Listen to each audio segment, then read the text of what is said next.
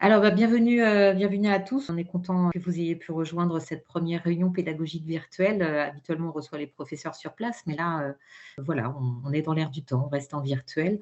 Donc, vous avez sur l'écran effectivement ce programme que vous avez peut-être reçu. Il a été diffusé par nous, au contact qu'on avait déjà, et puis par la région Île-de-France via un contact que l'on a à l'Académie de la région Île-de-France, enfin, pour les différentes académies qui sont en Île-de-France, c'est madame Rameau, notre contact, et donc elle a dû, envoyer aussi à vos différents établissements ce programme.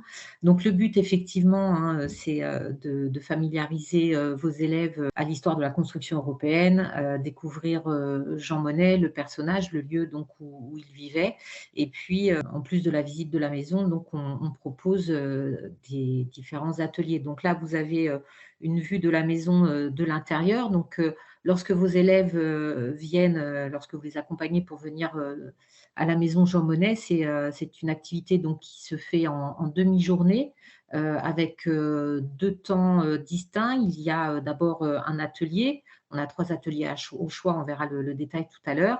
Et puis, il y a la visite de la maison Jean Monnet.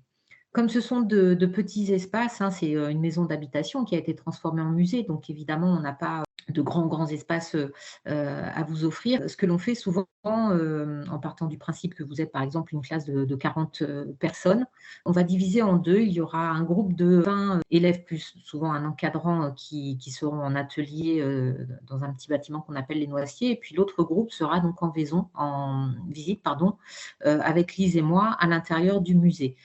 Pour ceux qui visitent le musée, on refait deux petits groupes, puisque là, vous avez par exemple une vue du premier étage de la maison avec ces installations interactives. Ça, c'est tout nouveau, hein, ça date de 2019.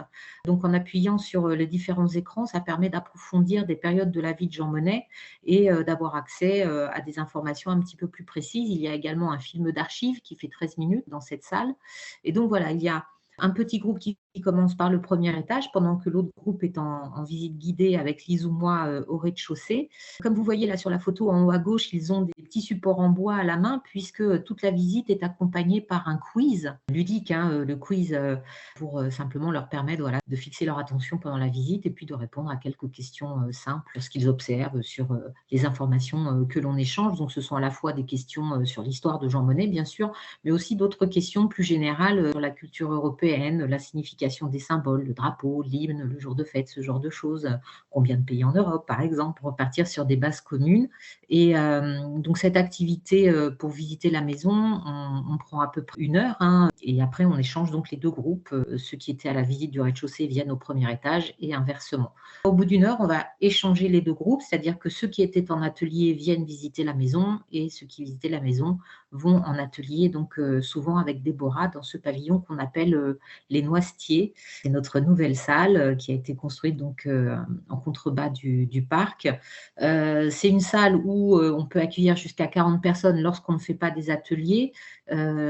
Pour les scolaires, on préfère, voilà, faire des choses plus interactives, donc avec 4 à 5 tables dans la salle. On va présenter donc soit l'atelier historique, qui est une chronologie donc sur la construction européenne.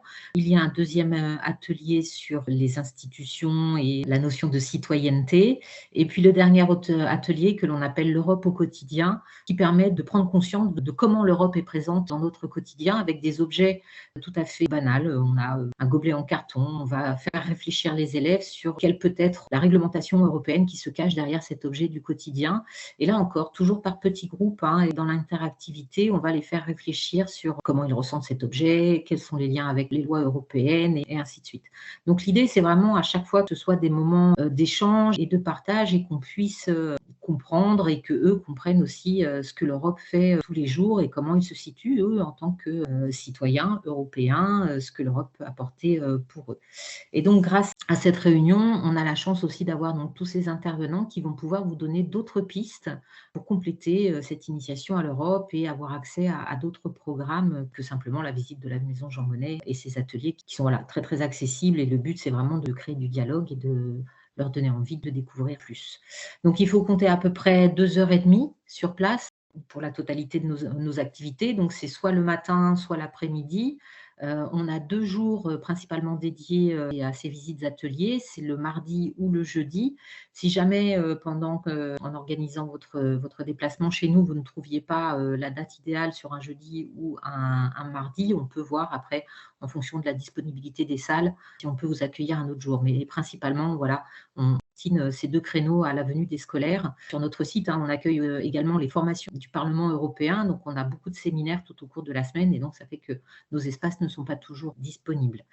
Mais voilà, donc le matin, c'est de 10 heures à 12h30, l'après-midi, c'est de 14 heures à 16h30. Dans l'idéal, après, on a aussi un peu de souplesse, hein, on peut adapter les horaires en fonction de vos besoins si vous venez de loin ou ainsi de suite. Au beau jour, vous pouvez pique-niquer dans le parc. Il faut savoir qu'on n'a pas de salle, hein, pour vous abriter si le temps n'était pas propice à un pique-nique. Cette petite salle que vous avez vue des Noisetiers, elle a un tout petit hall et donc on ne peut pas s'abriter dedans et on préfère qu'il n'y ait pas de repas dans les espaces qui servent à travailler. Donc c'est possible de pique-niquer dans le parc, mais malheureusement, en cas de mauvais temps, on n'a pas la garantie de pouvoir vous abriter. Voilà ce que je pouvais vous dire de manière générale sur nos activités. Ou si vous avez d'autres questions, les poser par mail et puis on vous répondra. Les réservations, elles se font également par mail. Vous pouvez nous envoyer directement un mail sur l'adresse mail générique jean-monnet-europe où vous pouvez nous envoyer un mail et on fera en sorte de trouver les bons créneaux pour vos réservations. N'hésitez pas effectivement à nous écrire si vous voulez réserver votre visite. C'est une activité gratuite, on le dit, on le répète, la Commission européenne va vous présenter l'action Jean Monnet, dans le cadre de laquelle vous pouvez venir à la Maison Jean Monnet aussi. Mais c'est deux choses séparées. Donc là, les activités à la Maison Jean Monnet restent gratuites et la réservation peut se faire très simplement à travers notre site web ou nous appelons. Après, il y a aussi l'autre possibilité de venir dans le cadre de l'action Jean Monnet. Mais c'est deux choses effectivement en parallèle, mais ne sont pas liées forcément l'une à l'autre.